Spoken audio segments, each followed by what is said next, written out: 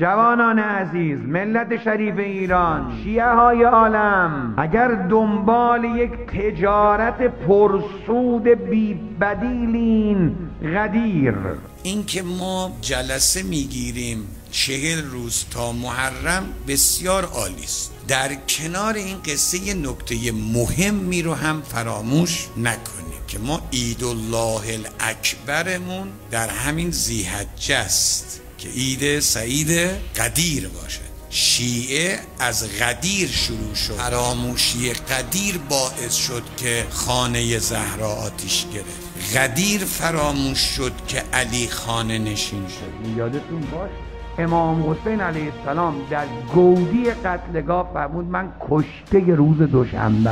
روز دوشنبه کدوم روزیه؟ روز سقیفه. سقیفه کیه؟ هم موقع که فتنه کردن، کودتا کردن بر علیه قدیر. شیعه ها هر کس برای امیرالمومنین قدمی بردارد، جنب و جوشی داشته باشد که این نام علی، یاد علی، قصه قدیر در قلب ها و ذهن ها بماند. پیغمبر خاتم فرمود چنین کسی مستجاب الدعوه است، بهش التماس دعا بگید، دعای او خریدار داره.